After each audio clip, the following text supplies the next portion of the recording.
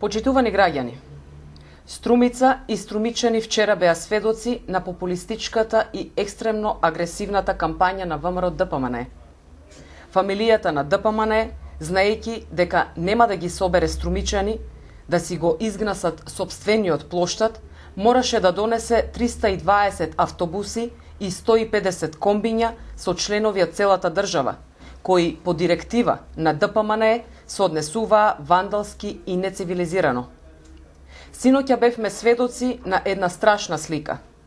Во нашиот град се впуштија како ослободители на Струмица маса од гневни и алкохолизирани членови на ДПМН, на кои со таен договор меѓу Ставревски и неколку маркети во градот им беше дозволено да се снабдуваат со алкохол и по 19 часот. Истите тие членови зад себе ни оставија само куп отпадоци и искршени шишиња, а како награда за своите недела си заминаа со по 500 денари во джебот, кои им биле исплатени заради послушното присуство на митингот.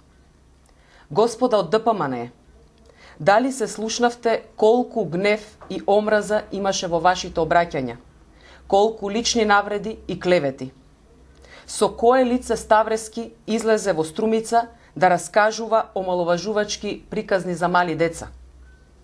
Кандидату Ставревски, нели ти поцрвене лицето кога се виде самиот себе си закачен на недолични места? Зарем јавните државни институции и основните училишта се просторот на кој треба да се излепени твоите плакати со огромни димензии? Како не се засрами да застанеш на, како што ти рече, тиранскиот и комунистички плоштад, кој ако не го изградеше Зоран Заев, ќе немаше каде да си го одржите митингот, а за иронијата да биде уште поголема, многу ваши митингаши се фотографираа на истиот за убав спомен од Струмица. Нели се запрашавте, каде се струмичани кога ги повикувавте и поздравувавте одбината, а немаше кој да ви отпоздрави? Дали спектакуларниот огномет, кој започна на полноќ и ги вознемири струмичани, беше демонстрација на сила со цел да се заплашат граѓаните на Струмица, најсилниот бастион на Социјалдемократскиот сојуз на Македонија, кој не попушта и нема да попушти пред вашите апсолутистички притисоци.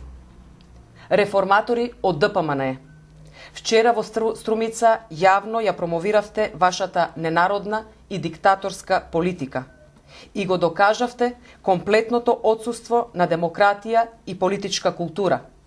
Но и покрај се, Социјалдемократскиот сојуз на Македонија и понатаму ќе се придржува на договорот и ќе продолжи да води мирна и коректна изборна кампања.